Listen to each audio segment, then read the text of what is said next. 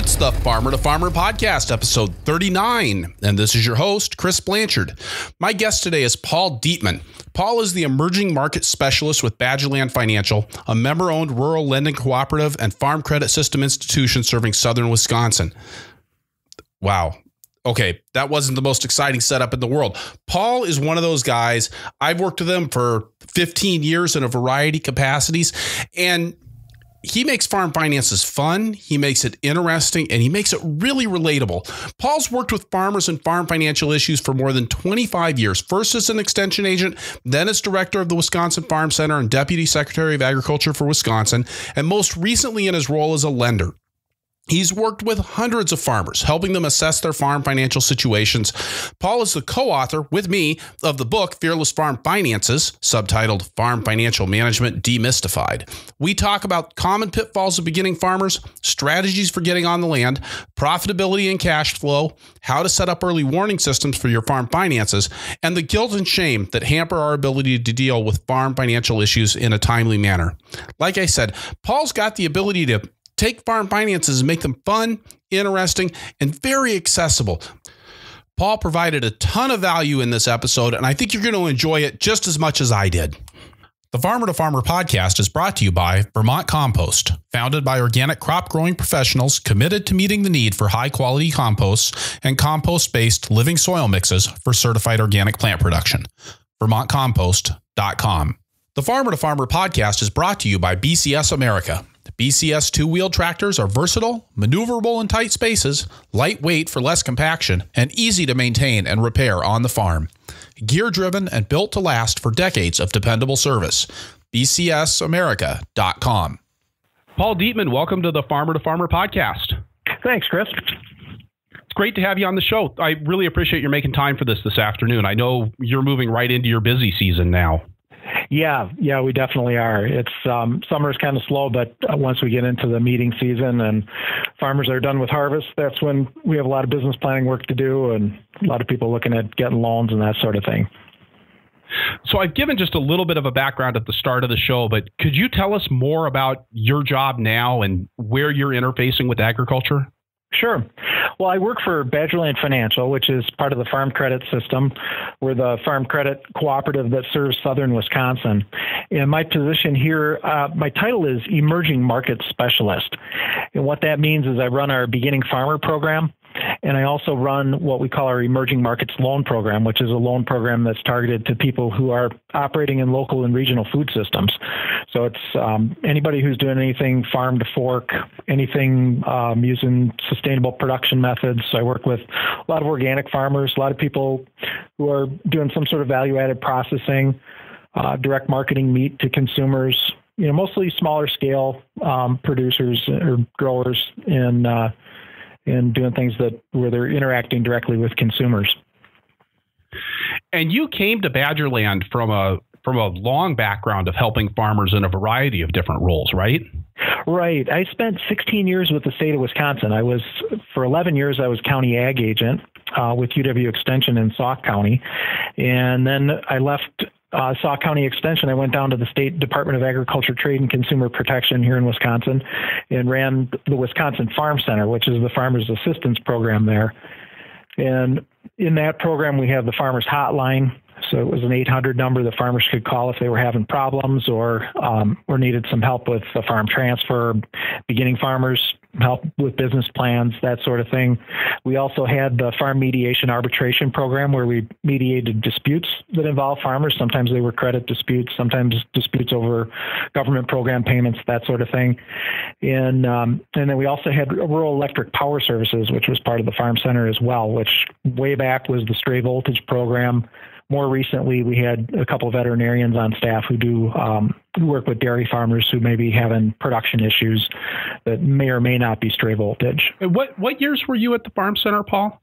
I'm trying to remember if you and I started working together on the Moses board and doing workshops for the Moses Organic Farming Conference before you got to the Farm Center when you were still doing extension? Because I kind of think we were. Yeah, it was while I was still in extension. I've actually been to the Organic Farming Conference every year since '94. So the first time I came was when the conference was still being held down at Cincinnati, and I was in graduate school. So, and I've never missed one since. I love that conference. So, but yeah, I think I think I joined the Moses board maybe in, I want to say it was 2004, something like that. I was on for, I think, 7 years. I mean, it's always been one of the weird things to me about you, Paul, is that, you're an extension agent and somebody who works in government who's been very pro-organic, very pro-local, pro-grazing, other alternative agriculture programs since long before that was cool. Yeah, well, maybe even backing up further, before I went to grad school, I worked for a livestock marketing cooperative here in Wisconsin that was doing well for a while and then kind of hit the skids. And in fact, was in pretty serious financial trouble. And some of the farmers that had done business with us were in pretty serious financial trouble. My boss was indicted, and there were a lot of awful things that happened. And it kind of forced me to do a lot of soul searching, trying to figure out what I wanted to do with my life. And I thought I was interested in learning more about sustainable agriculture because I felt like I was just coming out of unsustainable agriculture. And so that's what led me to go back to graduate school and start trying to learn something about sustainable ag, and just really became a passion of mine. And then you took that passion for sustainable agriculture and turned it towards the financial side of things, because that's been your focus for a very long time. Yeah, my undergraduate degree from the University of Illinois is in agricultural economics, and I was always really interested in farm financial management and used that as a focus when I was in grad school as I was studying sustainable ag, but looking at the financial aspects of it and how the numbers worked. And then when I went into extension, you're always kind of expected to specialize in a certain area, and farm financial management became my area of specialization. Also had this interest in sustainable ag and in smaller scale agriculture and people doing things that were creative on their farms.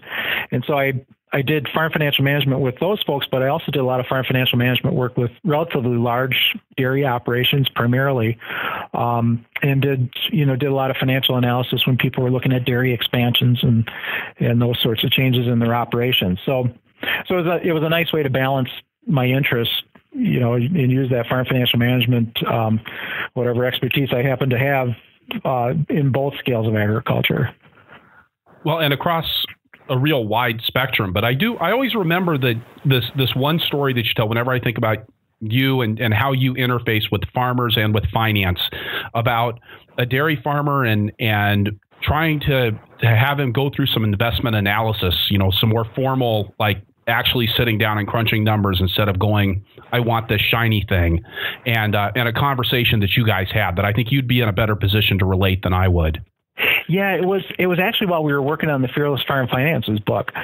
And I wrote the chapter on investment analysis, which I love doing investment analysis. I really get into that. And so I was really proud of the chapter as it was drafted. And we sent it out for review. And one of the reviewers sent a message back and said, man, if I had to go through this kind of investment analysis every time I was making a major capital investment on the farm, it would take all the fun out of it for me. And I think you and I were talking about it at that time. And of course, with my experience at the Farm Center, and especially after the dairy crisis of 2009, when we were working with a tremendous number of farmers who were going through bankruptcy. It was the largest number of bankruptcies we'd ever had in the state of Wisconsin was 2009. And then it got worse in 10 and it was still bad in 11. But that comment made me think, wow, if you think going through an investment analysis before you make the investment takes the fun out of farming, you ought to try going through bankruptcy, because I've worked with an awful lot of farmers who were in that situation, and that is definitely no fun. That does seem to be a theme in your work. And I know more about the Farm Center now than I did 6 months ago, because my partner's working there now, and she's always dealing with people who are, they're in trouble. Oh yeah. And so it seems like you're kind of like the guy that gets called in when things aren't going right. Yeah, it was definitely that way when I was with the Farm Center, and working here at Badgerland is a little bit different, because it's, we're working with mostly people who are pretty strong credit. Although I still occasionally get a call through Farm Aid. I worked with them a fair amount when I was at the Farm Center, and occasionally, if they have someone in Wisconsin who's having some financial issues, they'll direct them my way. And definitely, you work with a few people who are in such serious trouble, and you see the kind of suffering that they go through, and it's hard not to want to do everything you can to try to keep people from getting into that situation in the first place. Well, I think that's the cool thing about a lot of the work that you're doing is it's around not just responding to that, but doing some education to try to help people get to a point where they don't run into that problem, or at least if they're going to run into that problem, that they see it long enough in advance that they can do something about it. Right. And it's one thing that's really exciting to me in the last couple of years is that there's an awful lot of young people who want to get started farming, and they want to primarily get started through market gardening or CSAs or maybe direct marketing of meat. A lot of these folks are coming into agriculture and they aren't coming from an ag background, so they don't have a family farm to go back to. They have to start off on their own. And there is a real hunger for the business planning, they want to build their financial management skills. They know how important it is. And I find that really exciting because they want to know, they want to do a good job. They want to avoid that tough situation. And it's great working with them. They're a great audience because they're really receptive to learning the skills. So I know that when I started farming, and I graduated with a horticulture degree from the University of Wisconsin and had every intention of going into farming, spent a bunch of years working on farms all around the country. But by the time I started my own place, I didn't know diddly about running a business. And my real experience with financial management had to do with some kind of half-assed work at a farm that I managed out in Maine, and then a couple of courses that I'd taken in holistic management. So what do you need to know financially when you're getting started farming? Oh boy, there's a lot. That's a nice big question for you, right? Yeah. Other than just telling somebody to read the Fearless Farm Finances book, where would you tell people to focus their efforts? Well, if I had to pick one thing and say this is the single most important thing that you'll do in getting started with a farm, it would be doing a cash flow projection, month by month cash flow projection. Because I think there's a tendency people will do an enterprise budget and they may say, I'm going to operate a CSA and I'm going to grow 3 acres of vegetables. I'm going to sell $15,000 an acre. So that's $45,000. I'm estimating my production cost is going to be another $15,000 or something. And so we'll have $30,000 to live on, and I can live pretty good on $30,000. Well, what they don't take into consideration is all of that $45,000 of income doesn't show up in January. It shows up in July and August and September, but your expenses do show up in January, February, March, April. So you got a lot of money going out, nothing coming in those early months of the year. And you got to survive. You have to feed your family. You have to take care of yourself. And if you've got a mortgage or other payments, even student loan payments, those payments still have to be made, even when there's no money coming in. And so that's the one thing I really try to harp on people. Don't just do an enterprise budget. It's a great feasibility study to put together an enterprise budget, but you really need to break it out into that month-by-month cash flow and make sure that the cash flow is going to be coming in when you need it. And if it's not, come up with an alternative plan. That doesn't mean that you shouldn't farm. It just means maybe you need to have some off-farm income in those winter months, or maybe you need to wait a little bit before you start your operation so you build up some working capital, some cash that you can fall back on during the times that money isn't coming in, or you set up an operating loan. There's a lot of different options, a lot of different things you can do. But if you do that cash flow projection, you'll know when you're going to need it. And where do people get the information for sitting down and doing a cash flow projection? Again, I spent years and years working on farms before I ever saw the bookkeeping system or a monthly financial report to know when and how the money was being spent. When you're just getting started in farming, and I'm thinking of people out there hearing this now going, oh my God, the one more damn thing I have to do before I get to start farming. But how do you actually sit down and break out those monthly figures when you just don't know? You really need to, it points out the need to have a mentor or to have people that you can talk to who've been doing this for a while that can kind of help you with that. And it may be another farmer, probably is going to be another farmer, but it could be a county extension agent. It could be a technical college instructor. It could be somebody at the farm center who can kind of help you work through the cash flow projections. I think the information, there's getting to be more and more information. Back 10, 15 years ago, there was nothing. And I think as more people have gotten into this business, I think that that the resources have come along too.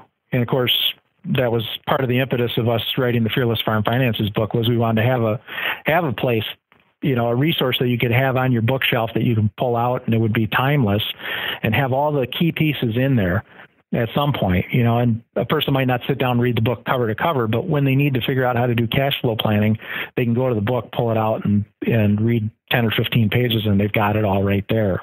What are some of the other critical elements of a business plan that you see? I mean, obviously that cash flow financing, but what else where else are you seeing people maybe falling short or consistently making mistakes when they're getting into agriculture? Well, I think there's a tendency, people really want to own their farm right away. And I understand that people want to own the land that they're farming on. But sometimes it doesn't necessarily make sense to buy the land, or at least not buy much if you're going to buy any. And so I tend to try to encourage people to look at leasing, at least initially, and maybe even for a longer period of time. At least get your feet under you. The land can be a good investment, but when you're getting started farming, it ends up taking so much to make a mortgage payment, and so you're setting yourself up with a lot of overhead expense before you really have your sales established. And so that's another area where I see people maybe making some mistakes, or they try to buy the land more quickly than they probably should.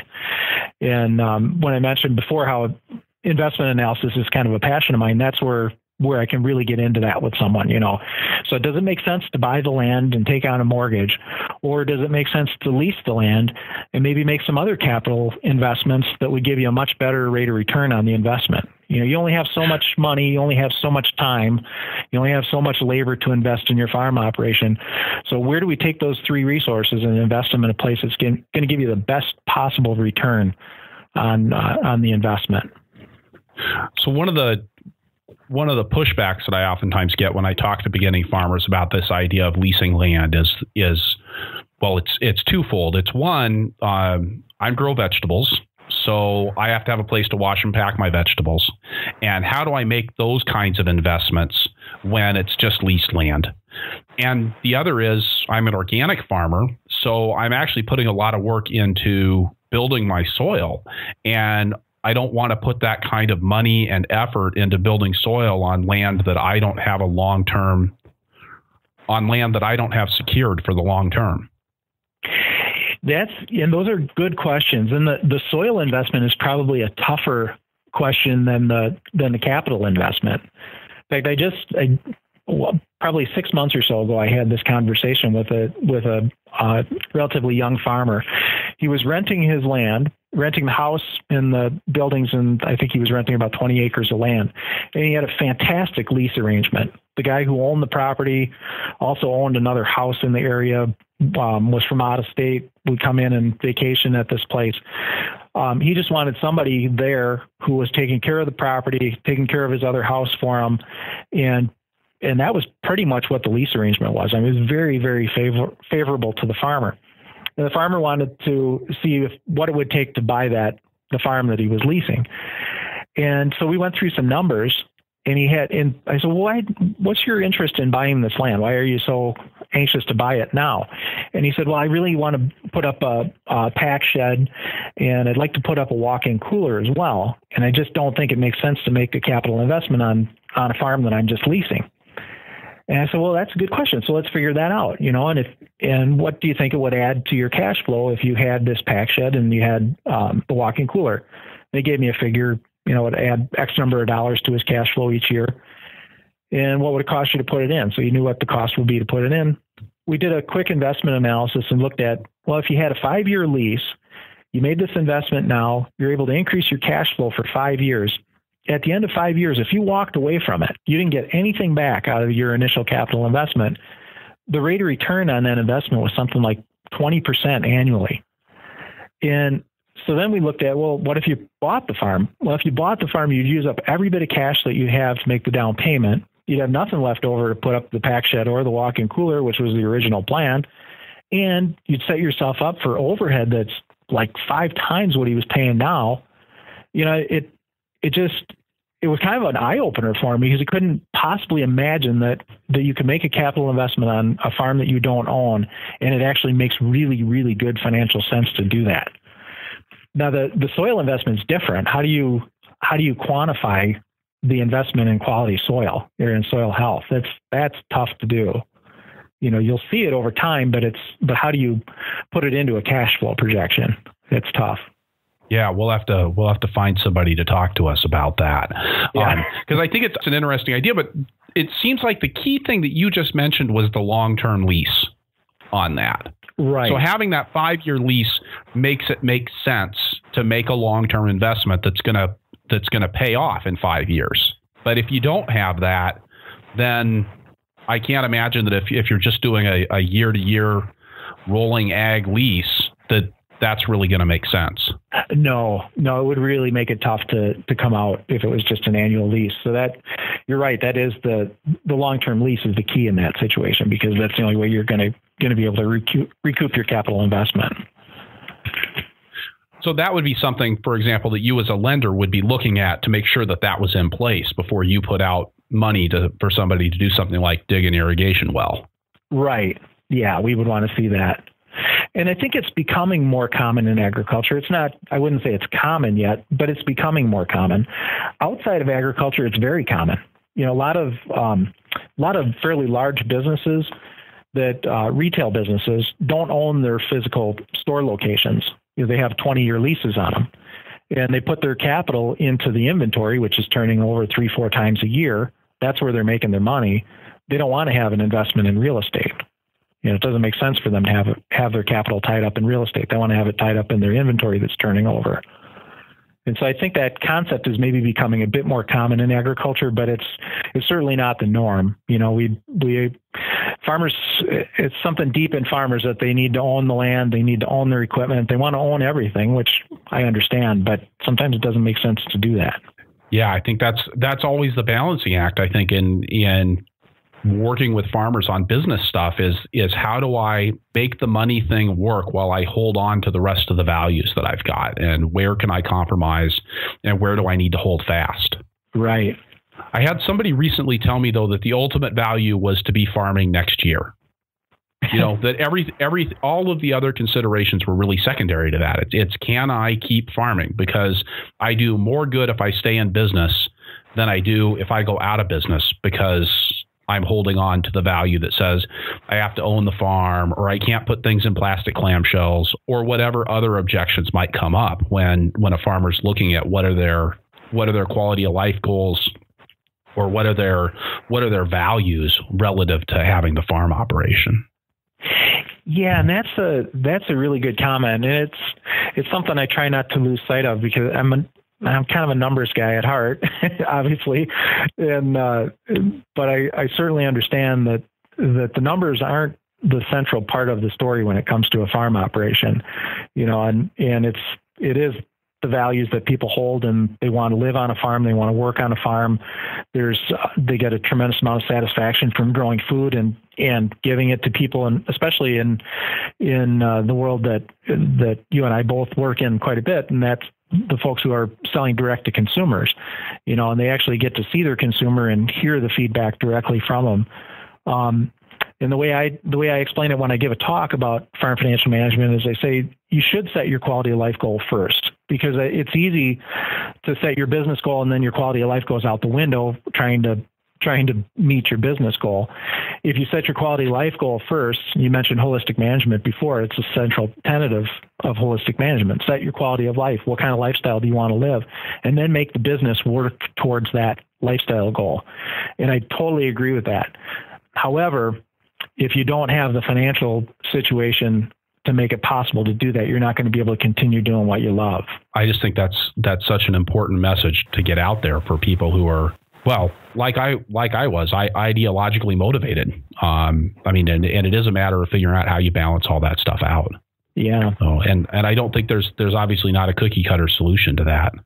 No, everybody's situation is unique. So what other considerations would you put into to getting started on a farm that might be a little bit contrary to what most people might be thinking about if they're out there looking at, gee, I want to start a vegetable farm?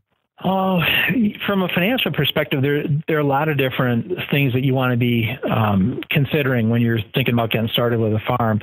One thing that we look at a lot is working capital. And so that's looking at your current assets relative to your current liabilities. Current assets and current liabilities being? Current assets would be cash, anything that's going to be converted to cash or going to be used up on the farm within a year. So it's your checking account balance, it's your savings account balance. It might be prepaid seed and other supplies. It could be market livestock. It could be feed inventory.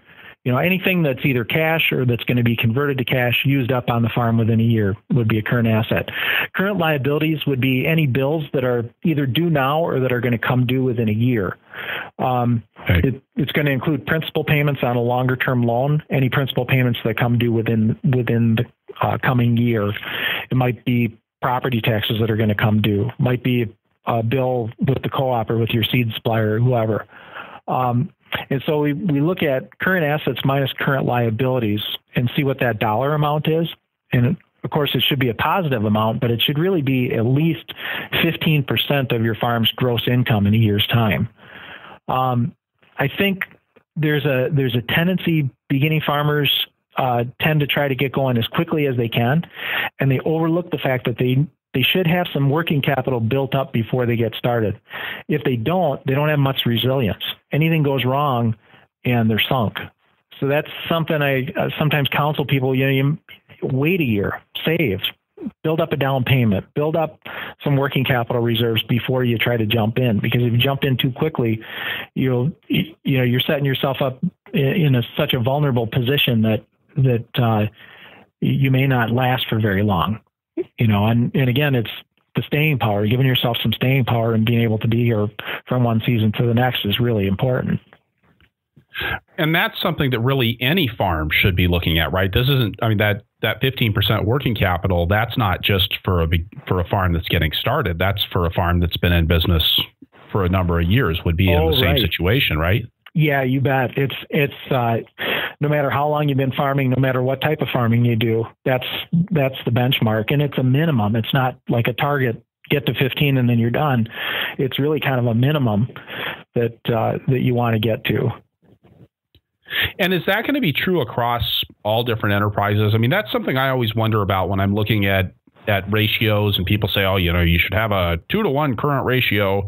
And, is that the same whether I'm doing dairy or whether I'm doing vegetables? The working capital number is. A lot of other ratios, maybe not. Profit margin is one that really varies by the type of enterprise. You've got some enterprises that are pretty labor intensive. The profit margin needs to be pretty high. We might say 20% is a good average, but for a really labor intensive enterprise, maybe 40% isn't even enough. On the other hand, a really capital intensive enterprise, maybe 10% is actually pretty good. So, so there are some ratios that it really depends on the type of enterprise you have, but that working capital ratio, that cuts across pretty much all scales and all types of enterprises. You want to get to that 15% of gross income. Well, and I guess that's kind of the equivalent of having a couple months' salary in the bank in case everything blows up and goes wrong if you're working for wages. Right. It's a really good analogy. Yeah, it helps you withstand a downturn. Also, it helps you take advantage of an unexpected opportunity. Maybe your neighbor has a piece of equipment that they're willing to sell, but they need to sell it right now. And if you've got working capital, you've got the ability to purchase it. I remember my friend Mike Ryan in Decorah when I was farming, and the economy went in the tank in, what was that, 2008, 2009. Yeah. And I remember him coming onto my farm and saying, I love a recession. He says all the good deals come out in a recession.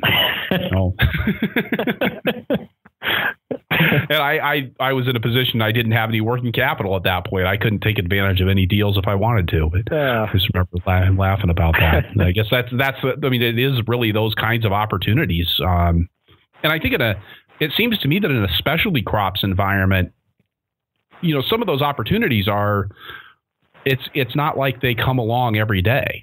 Right. A farm going out of business and making specialty equipment available that you wouldn't be able to get access to otherwise.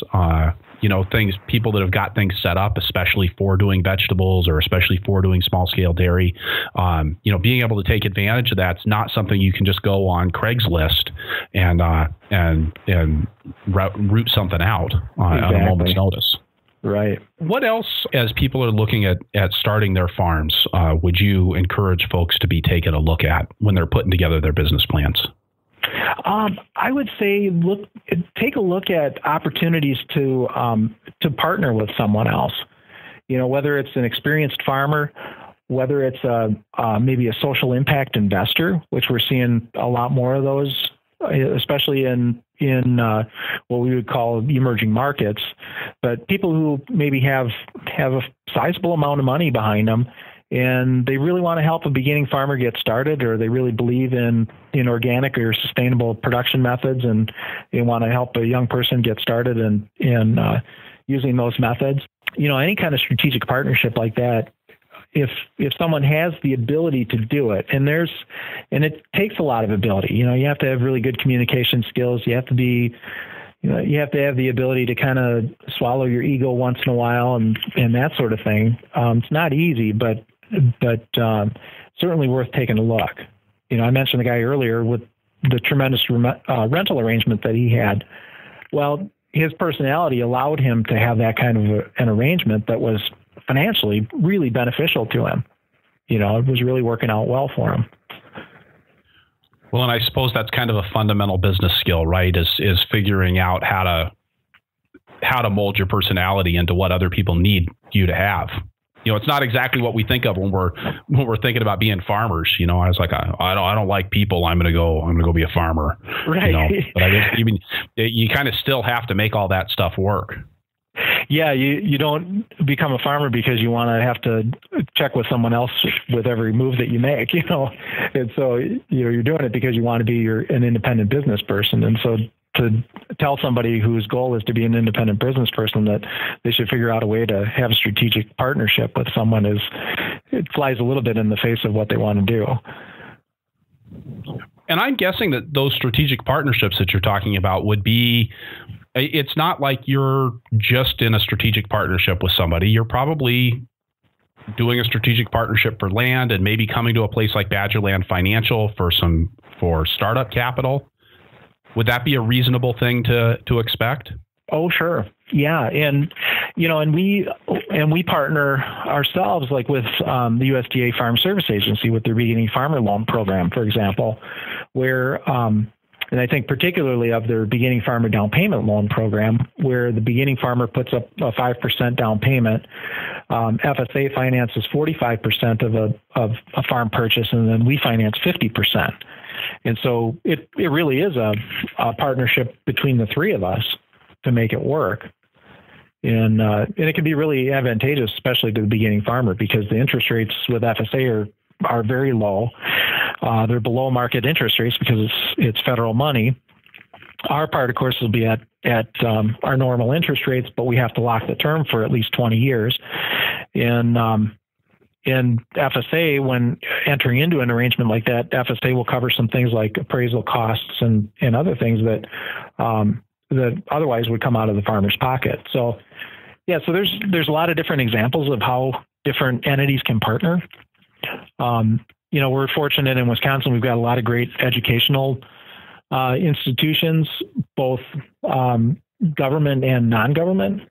We've got just all sorts of opportunities for young people to get the kinds of information and knowledge that they need to get started farming. Yeah, I don't know. I think this is probably one of the best times there's ever been to start a farm. Really? Because it's not necessarily what we're hearing from a lot of people who are out there saying, well, where's the money? Where's the money so I can start my farm? Yeah, that's and I hear it too, because they come to us for loans, and we can't make every loan, unfortunately. We do require a pretty substantial down payment and that sort of thing. But the reason I say it's a good time to get started farming, even though land values are pretty high and other things are expensive, and money isn't necessarily easy to come by. But when you think of the infrastructure that we have surrounding beginning farmers and the number of people who really want to help beginners get started, and the number of people who have an interest in getting started. I graduated as an undergrad in 1986 at the height of the farm crisis. And I think of a whole generation that I went to school with that were lost to agriculture. They chose to do anything but go into agriculture. They came from farms, and their parents were saying, "Stay out of this business. It's a horrible business," because it was in 1986. It's not a horrible business anymore. I mean, it's actually a tremendous business right now. Money's not necessarily easy to come by, but FSA, like I said before, their beginning farmer loan programs are pretty good. People may have to start a little bit differently than they expected to. It was the traditional way of starting a farm operation was you went home, you farmed with your parents, and eventually maybe you bought some livestock or bought some machinery, and eventually you bought some land, and the parents are essentially sharing their equity with the next generation to help them get started. Well, we got a lot of people starting now who don't come from a farm, and they don't have that equity to be shared. And so that's where, when I talk about a strategic alliance, sometimes it's someone who has really very little to do with agriculture, but wants to help somebody get started and is willing to do something to kind of share their equity with that next generation. So it's a different way of starting a farm than maybe was traditional, but still some good opportunities. As you were talking, I was thinking about all of the very experienced farmers that I know, people who've been farming for 20, 30, 40 years, who are not farming where they started, who are maybe on their second, third, or even fourth iteration of their farming operations. And I mean, a lot of times they've maintained the same identity throughout, but sometimes they've even abandoned the identity and made a move and kind of started over again. And I suppose in some ways that actually gives you some creative freedom that you wouldn't have if you were walking into a piece of land that was equity that your parents had, or equity that was given to you that you didn't need to earn back in the farm. Because you really can do different things, and you can start over, and you can decide that, hey, this clay hilltop really sucks for growing vegetables. I'm going to go find myself some good sandy loam. Yeah. Yeah, and the mindset too. If you come from a farm, a multi-generation farm, there's a certain way that your family's always done things, and it's very uncomfortable for somebody to break out of that, the way that things have always been done. But the people who are farming now or got started within the last 20, 30 years and didn't come from a farm background, and people like you talk about that maybe they moved operations several times, they tend to be pretty creative people, and they have the freedom to do a lot of things that maybe you wouldn't have if you came from a more traditional background. And sometimes that's a big advantage. Yeah, I mean, I think especially in the modern agricultural environment, you probably don't want to be doing what the last generation was doing on the farm. Yeah, and it's not necessarily that the last generation was wrong, but times change and things evolve, and consumers certainly change over time, and it's a whole different landscape than it was 20, 30 years ago. Well, Paul, let's take a moment here and get a word from our sponsors. The Farmer to Farmer podcast is sponsored by Vermont Compost Company, helping plants make sugar from sunshine since 1992. In the wild, where our crop plants' ancestors evolved their microbial partnerships, plants are provided with nutrients from the soil through the work of partner microbes in their employ. Wide-ranging roots reach an abundant supply of nutrients and microbes, even in less than ideal conditions. And now that you've gone and stuck that seed in a little tiny container, it has to get everything it needs right there in a few cubic centimeters of soil. By providing compost-based potting soils chock full of microbial partners and humus-bound nutrients, Vermont Compost ensures that your plants have what they need consistently. And now, through December 21st, Vermont Compost's pre-buy program can help you get what your plants need at the best price, with the best shipping options, delivered at a time that works best for you. Plus, their shared truckloads program organizes shipping to other regions in ways that get shipping prices down to the level you'd pay right there in the great state of Vermont. Makers of living media for organic growers since 1992. VermontCompost.com. The Farmer to Farmer podcast is brought to you by BCS America. A BCS two-wheel tractor is the only power equipment a market gardener will need, with PTO-driven attachments like the rototiller, flail mower, power harrow, rotary plow, snow thrower, log splitter, and more. You name it, and you can probably run it with a versatile BCS two-wheel tractor. The first time I used a rototiller way back in 1991, it was mounted to a BCS two-wheel tractor, and it spoiled me for life. When you get behind a BCS, you can tell that it's built to the same commercial standards as four-wheeled farm tractors. I've used other tillers and mowers and spent most of the time thinking about how much easier it would be with a BCS. On my own farm, we went through a number of so-called solutions before we finally got smart and bought a BCS. And even though we owned a four-wheel tractor to manage our 20 acres of vegetables, the BCS tackled important jobs that we couldn't do with the larger machine, from mowing steep slopes and around trees to working in our high tunnels. Check out bcsamerica.com to see the full lineup of tractors and attachments. All right, and we're back with Paul Dietmann from Badgerland Financial. So, Paul, one of the questions that I get a lot from people is what exactly are you talking about when you talk about profitability? And I remember this even when I was getting started in farming, or before I got started in farming, asking farmers and saying, well, how much profit did you make last year? And having them say, well, it really depends on how you define profit. I mean, is it what's on the bottom line of my Schedule F, or is it all of these other different factors? So if we're not just taking what I have left in my pocket at the end of the year, which isn't necessarily what was on the bottom line of my Schedule F, how are we defining farm profitability and evaluating that compared to our cash flow? Yeah, and profitability is a really confusing concept for people. And it's confusing partially because I think people often use the term in the wrong way, or don't really understand the definition of profitability when they use it as a term. Profitability at base is looking at things like rate of return on assets, rate of return on equity, and operating profit margin. And so to calculate profitability, we use an income statement or profit and loss statement, but we also have to put it together with the balance sheet, the farm's balance sheet, which is a listing of everything you own and everything you owe, assets and liabilities. So profitability can be kind of confusing. If you look at your Schedule F, that bottom line number, it says it's net farm income, really isn't, because it's including some non-cash items. It's missing a lot of non-cash items, things like when you build up feed inventory, for example, doesn't get picked up on your Schedule F.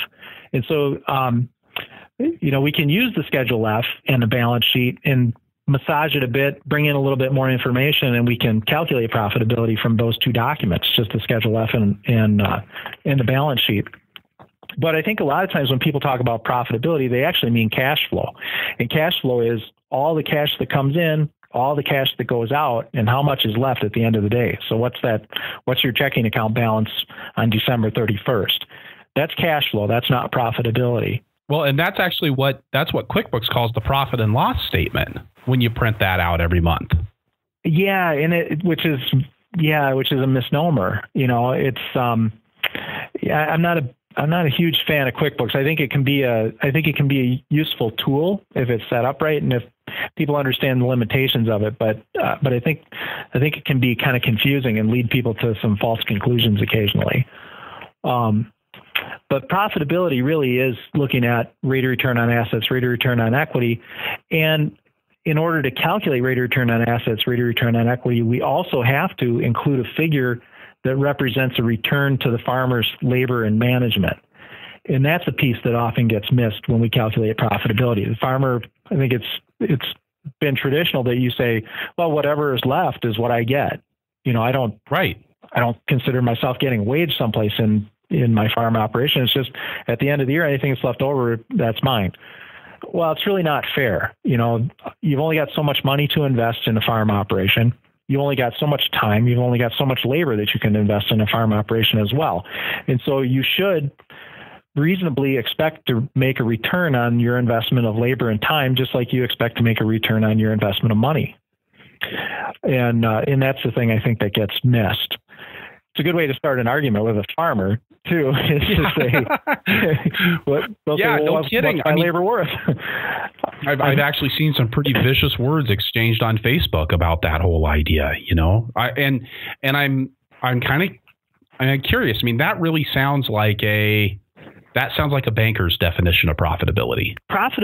So another question that comes up is, what difference does it make if the farm is profitable according to those definitions for rate of return on assets, rate of return on equity? And that's a logical question, because most farmers aren't going to say, well, this year I earned a 5% rate of return on assets, and I think if I bought a farm 5 miles down the road, I could achieve a 7% rate of return on assets, so I'm going to sell this farm and buy that one. They don't make decisions that way, and it isn't going to influence their farm operation that way. So more important is cash flow and figuring out, do we have enough cash flow that we can survive from one year to the next? Not only survive, but we cover all of our operating expenses. We adequately cover family living. We make any principal and interest payments that we've committed to making, any other loan payments that we've committed to making, and we still have a little bit of extra cash left over to build up working capital reserves and also to replace capital equipment as it wears out. And some people say, well, tractors, they actually increase in value. They don't decrease in value over time. So why would we need to have capital asset replacement in there? Well, everybody wants to upgrade equipment at some point, and your roof on your barn is going to fall in at some point, and other things are going to happen that are going to take some capital investment. And so you want to have enough cash flow that you have something set aside to make those purchases when it comes time to make them. It doesn't do any good if you cover your operating expenses, you just barely cover family living, you can't afford health insurance, and you've got nothing left for capital asset replacement, but you're making your mortgage payment. Well, eventually you get the farm paid off, your health has gone down the tubes, and your buildings are falling in. And how is anybody better off in that situation? So when I talk about cash flow, I try to bring all those things into the picture. You would actually say that cash flow component is much more important than talking about profitability in terms of rates of return on assets and things like that. Yeah, definitely in the short run, cash flow is much more critical, because if you don't have cash flow, if your cash flow is negative, you can't survive very many months, and you're gonna be heading for foreclosure and bankruptcy. And I've worked with enough farmers who've been in that situation that I'll do anything to help somebody avoid it. So cash flow is really critical short run.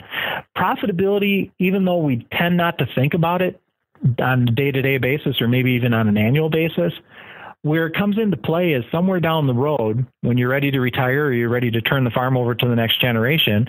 And if you haven't invested in anything outside of the farm becomes your retirement. And the only way that you can cash out of that farm is by selling it at the highest value that you can possibly sell it to the next generation. Well, if the farm hasn't been profitable for a long period of time, the next generation isn't going to be able to buy those assets at market value and continue the farm the way it's always been. So that's where we start seeing an unprofitable farm. Issues with an unprofitable farm start to pop up is at that point. And that's why farm assets transfer at less than market value, because they have to if the farm's going to continue as a going concern.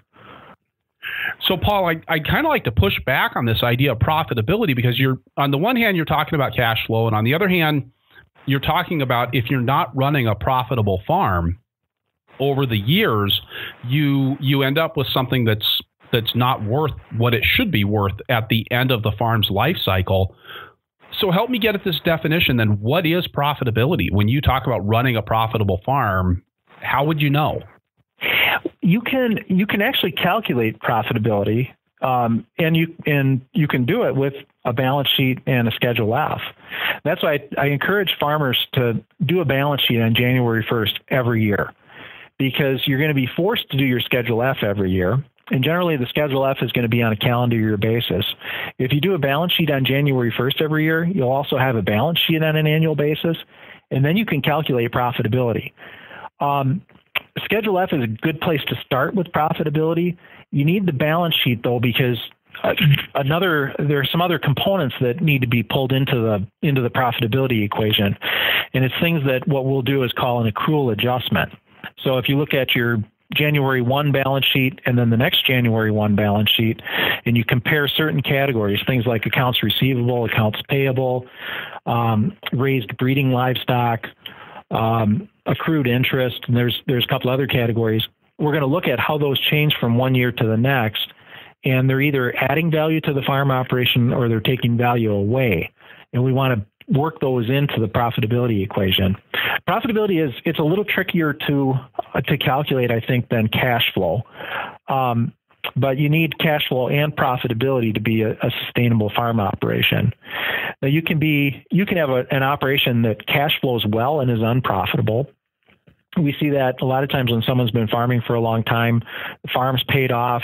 If they had children, the children are grown and they've left the house. And so their family living expenses are pretty low. So they can farm for a long time being unprofitable as long as they have positive cash flow. That's when it becomes a terminal operation, because the next generation isn't going to be able to buy the assets at market value and keep it going.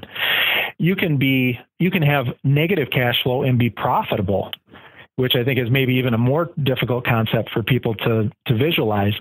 But an example of where we see that happen is maybe somebody's building up a beef cow herd, and they've got a lot of cash that's going into the beef cow herd, so the cash is negative. You're plugging money in, you're paying for feed, you're paying for breeding fees, you're paying for young stock or whatever.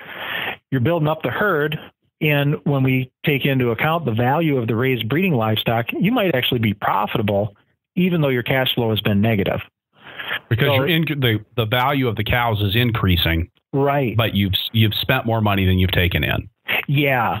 And sometimes I'll work with people who are building up a beef cow herd, and they get really discouraged because they feel like, oh man, we put thousands and thousands of dollars into this and we're losing money. Well, no, you're not. If you look at your balance sheet and how it's changed from one year to the next, you've built up a tremendous amount of value on your balance sheet. Yeah, you can't live on it right now, but you've built up value. You've created something of value in it. And rate of return on assets, rate of return on equity, you've actually been profitable. You just have had negative cash flow. I worked with a beginning farmer a few years ago who was complaining that they weren't making any money, and they showed me their bookkeeping, and they had actually expensed a $6,000 tractor over the course of the year. Oh, and yeah. It had taken and this was a very small, micro farm at this point. I think they were doing an acre of production, and they'd paid cash for the tractor. So of course they didn't have any money left at the end of the year. And I think recognizing that becomes really important in understanding your business's actual performance. Right. Yeah, and a cost like that really needs to be spread over a longer period of time. Yeah, we see that occasionally. Someone's got an operating loan with us, for example, and an operating loan by definition is supposed to be used for operating expenses, which means it should be paid down to zero at the end of the year. And, sometimes people go to an auction or something, buy some equipment using their operating loan, which is okay, but you really need to then shift that purchase over to a longer term loan, maybe a 5-year note or something like that, so that you're spreading the cost and spreading that cash flow demand over 5 years instead of having it all come due at December. At the same time, I think a lot of farmers are really averse to debt. I mean, especially when you go back to the literature about farming, the Wendell Berry and the Wes Jackson, and the other people that were doing some of that really intensive writing in the 1990s, there was a lot of frowning about debt because of what had happened in the 80s. So people, I think, are looking to get out of debt just as quickly as they possibly can, which I think a lot of times people are going, well, I'll pay off this seed drill, or I'll pay off this tractor by the end of the year, because I don't want debt. Yeah, and that's the other place where profitability becomes important, because if you're getting a rate of return on assets of, say, 4%, and you're paying 5% for the money that you've borrowed, it makes no sense for you to take any debt at all, because you're borrowing money at 5% to earn 4% back on it. You see what I'm saying? And So in a situation like that, if you've got positive cash flow and your profitability is low, you should take all of your excess cash and try to pay down debt as quickly as possible, because it makes no sense for you to have any debt on the farm. On the other hand, if you're operating a profitable business and you're borrowing money at 5% and you're getting an 8% rate of return, you're making 3% on the spread. So within reason, it makes sense for you to be somewhat leveraged. You don't want to be so leveraged that if anything goes wrong, it's going to put you out of business. And we tend to be pretty conservative about lending. We expect people to have some equity, and a substantial amount of equity, actually, just because it's less risky on both sides. So, right. Yeah, and I understand. I mean, I talk to a lot of beginning farmers who say, well, I want to get started farming. I don't want to have any debt. And I think that's fine, but realize that debt can be a really powerful tool to help, and it can be a tool that can hurt you. I think of it. In fact, I wrote an article here a couple of months ago, and I referred to debt as a chainsaw. I mean, it's something that can help you accomplish something really quickly and do some really good work for you. But if you don't know how to manage it, it can cut your leg off. I mean, so it can be a powerful tool, and it can be a really dangerous tool as well. So you just have to know how to manage it. You wouldn't go and operate a chainsaw without reading the owner's manual first. But unfortunately, there are certainly people who are willing to go out and take a loan without knowing the first thing about how money works and how profitability is calculated, or whether it makes any sense to make a capital investment or not, or how things are going to cash flow. And you can get hurt doing that. So how do I know if it makes sense to make a capital investment? How do I know if I'm, quote unquote, ready to borrow money? People come to us and they'll apply for a loan, and we'll walk through what we're looking at. Okay, so what's your working capital position? We're going to gather a balance sheet to begin with, and we'll walk through the balance sheet and say, okay, here's your overall equity position. Here's the solvency of your farm operation. Now we're going to go up to the top, and we're just going to look at current assets, current liabilities, and figure out working capital, because that's a measure of risk and your resilience. And so if that all looks pretty good, then we're going to look at your cash generating potential. And we're going to look at the cash flow and see, are you going to be able to not just make the loan payment, but still cover all of your operating expenses, cover your family living, do the capital asset replacement. If you're short on working capital, we're going to put that in and say, well, are you able to build up your working capital position? Not in 1 year, but we'll say 4 years. And, and we'll look at that. And if those numbers all work out, then we can probably move forward. But I like something that you just said there, Paul. It's not like it all, things like that working capital don't have to be perfect now, but the investment has to be pushing things in the right direction. Right. Yeah. And we'll look at history too. We'll gather 3 years of tax returns, and we'll say, well, are you heading in the right direction, or are you heading in the wrong direction? And, we want to see that cash flow and the profitability are increasing each year. We tend to emphasize cash flow more probably than we do profitability, but we want to see both going the right way, because they're both important. So I saw a slideshow that you had put together some time ago, and it had a great quote. I don't think this was your quote. I think it was somebody else who said the next best thing to finding out that you're right is to find out that you're wrong as quickly as possible. Yeah. Yeah. I forget where I got that out of the newspaper. I love that quote, because it's so true. Even if you're not on the right track, as long as you find out pretty quickly that you're on the wrong track and get onto the right track, you're going to be a lot better off. How do I find out that I'm on the wrong track or on the right track? What are my key tools that I'm using to do that? That's where you want to do an annual analysis of your farm, and do a cash flow analysis as well as a profitability analysis. And I think that in the Fearless Farm Finances book, we tried to lay it out in a way that's farmer friendly and understandable, that it doesn't read like an ag economics textbook, and show you how to do those, how to calculate those and calculate all the different ratios, even though you don't have to calculate all 21 ratios that the Farm Financial Standards Council would recognize. But there might be 5 key ratios that you'd want to take a look at each year. And there's in that book, and this is available online too, there's something called the Farm Finance Scorecard. So if you can calculate the ratios, you can plug them into this farm finance scorecard, and it'll show you in a visual where you're vulnerable and where you're strong. And you can plot that out. And you're not necessarily going to be strong in every area, but as long as you're mostly strong in most areas, you're probably going to live to farm another day. If you find yourself vulnerable in a lot of categories, then you want to start making some changes. And there are things that you can do, and it might be increasing your net income. It might be bringing in off-farm income. It might be restructuring debt. There's a lot of different things that can be done if you find that you're on the wrong track. Well, and I like that you just threw out really quickly 3 examples of things that you can do if you're on the wrong track. It's not all about increasing your net income. That there are other options that are available to you. Oh, sure. Yeah, the quicker you figure that out, the more options that are going to be available to you. And I think, and this goes back to my experience with the Farm Center, I think there's a tendency that people, when they feel themselves getting into financial trouble, they may not know, they may not have calculated, but they feel it. They're not able to cover their bills for a couple of months, or they're making those tough choices. Like, do I pay this bill or that bill?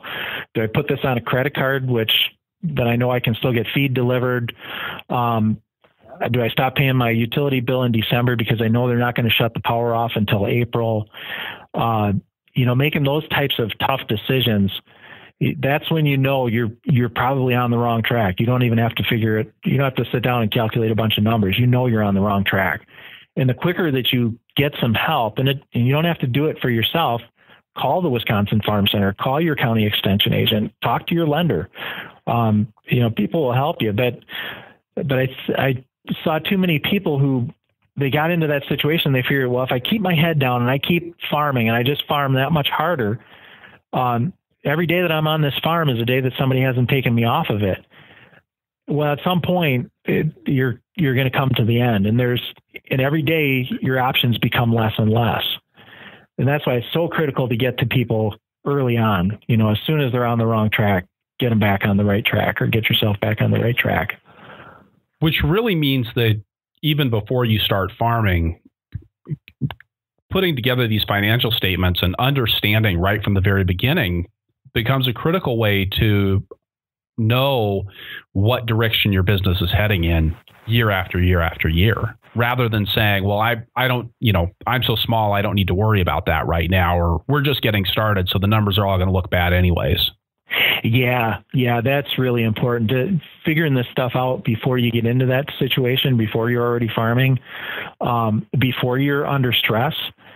It's been proven that once a person is under stress, you get sort of tunnel vision. You can only focus on so many things, and the more stress you're under, the fewer things you can focus on.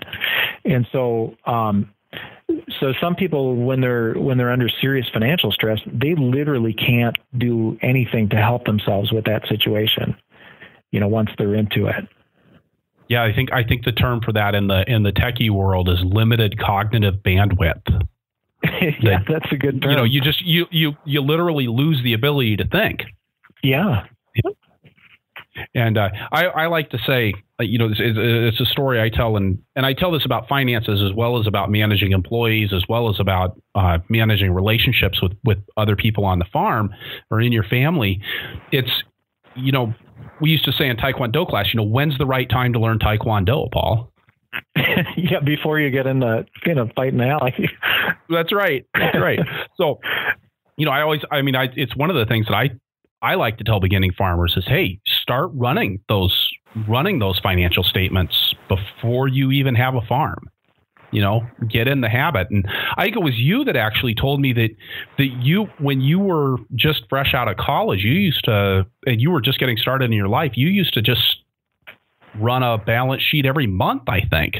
I did. Yeah, I did for many years. And which seems kind of crazy because I had virtually nothing. In fact, I started with negative net worth because I had student loans and I had a payment on a small truck and I had basically no money in the bank, nothing, But I'm starting from that and feeling like kind of a loser.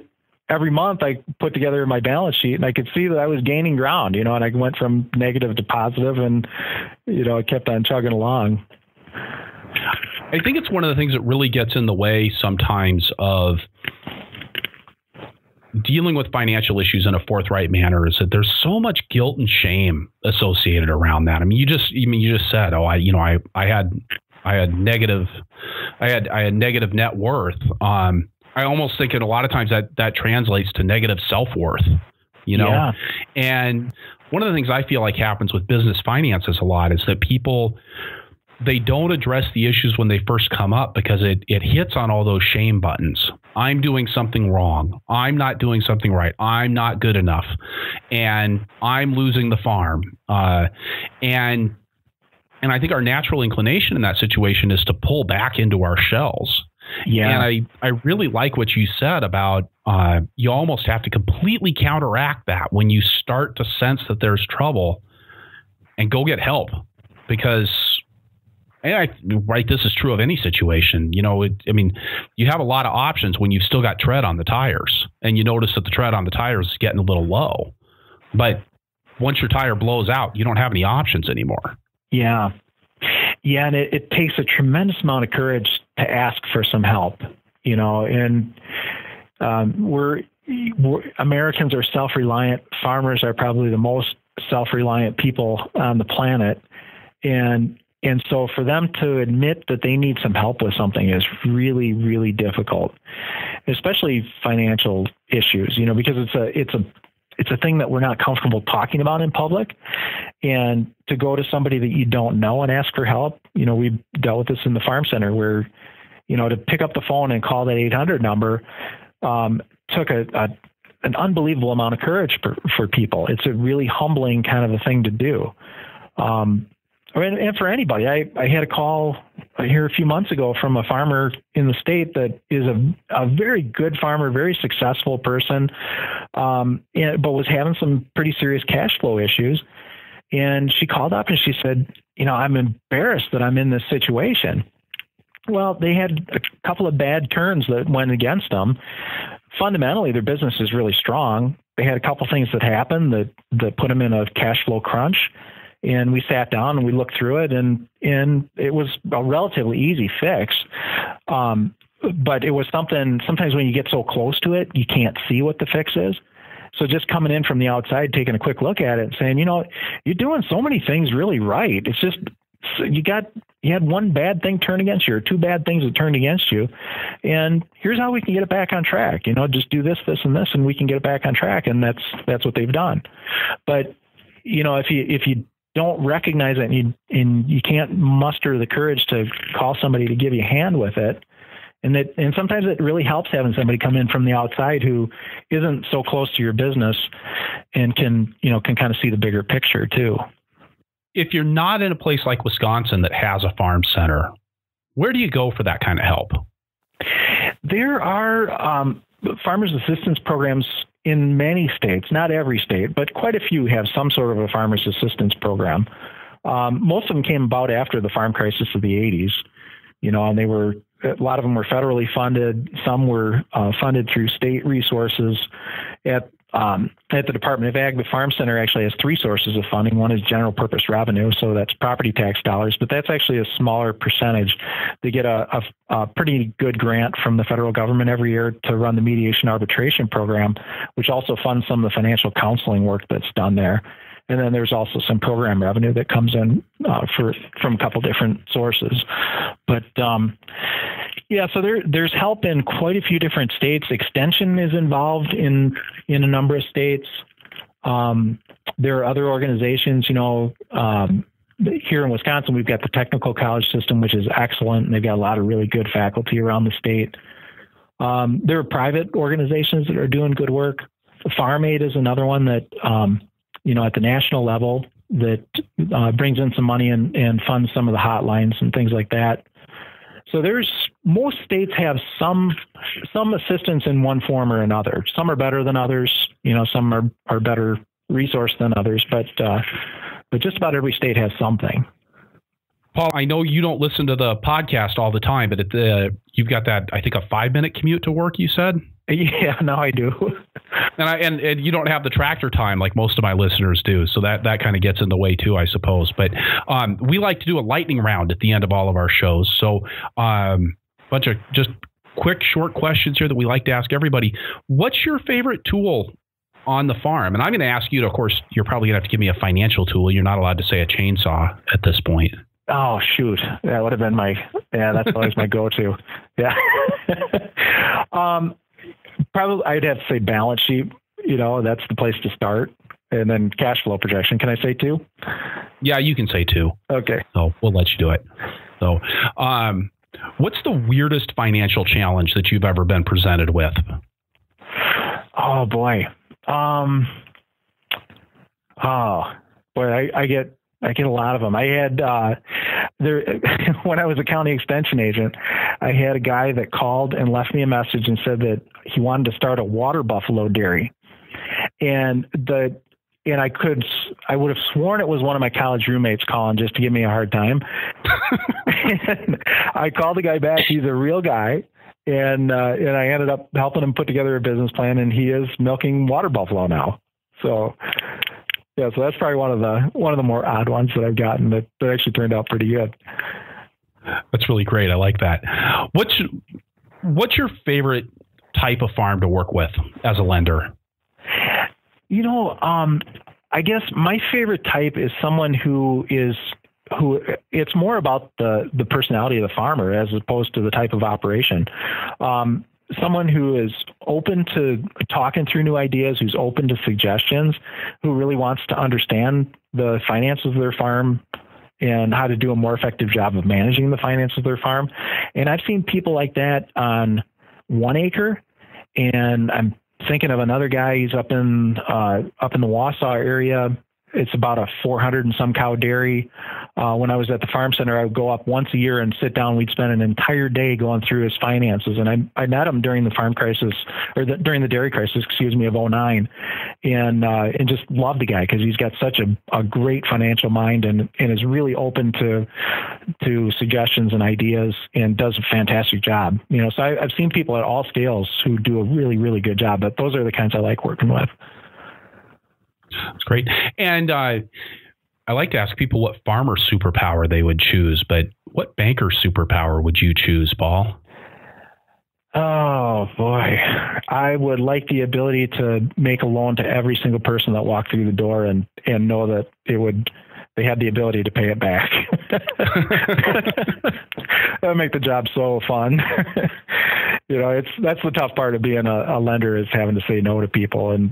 But I try, when I do that, I try never to just say no with nothing else to go along with that. I try to me, it's kind of a teaching opportunity. If there's a reason that we have to say no today, it doesn't mean that we're going to have to say no a year from now or 2 years from now. And so we can walk through the financials and say, well, here's why we had to say no today. Here's what it's going to take for us to say yes 2 years from now.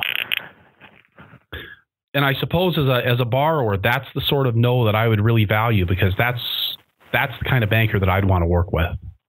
Well, good. Yeah, I hope so. Besides somebody that would just say yes to my wildest dreams, Paul, I think this has been a lot of fun. It has. How do you do that with finances? That's not supposed to be a fun topic. Well, you got to be passionate about it, I think.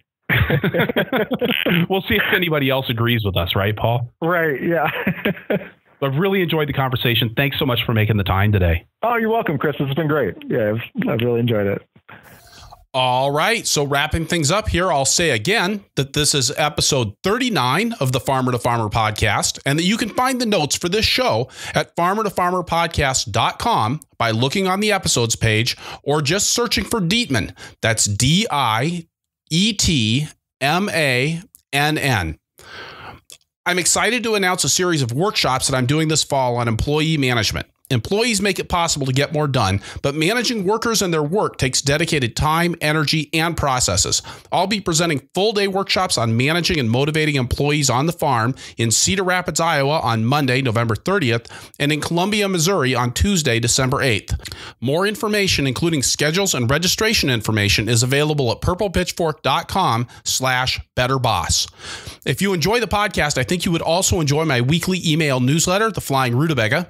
The Flying Rutabaga runs the gamut from practical templates for delegation to guidelines for watering transplants. You can sign up at farmertofarmerpodcast.com or purplepitchfork.com. Also, if you enjoy the show, it would be great if you would pop on over to iTunes and leave us a review or make a comment on the show notes or tell your friends on Facebook. These reviews and referrals are the bread and butter of making this show available to an ever wider group of listeners. And you know what else? I'd love to hear your suggestions for guests on the show. I know a lot of things, but I know that I don't know all of the great farmers out there. Please visit farmertofarmerpodcast.com and use the contact form to tell me who you'd like to hear. I'd also like to thank so many people who have reached out over the last couple of weeks in particular and said that the podcast actually means something to them. You know, it's kind of funny. I stand here in my office or my studio and I talk into the mic and it's like talking into dead air, and knowing that that it matters to people really makes a difference to me. I'm so honored that you show up and listen to the show and that you find value in it. I'm really grateful to have this opportunity to serve the movement. Oh, thank you. Thank you for being a part of it. Thank you for listening. Be safe out there and keep the tractor running.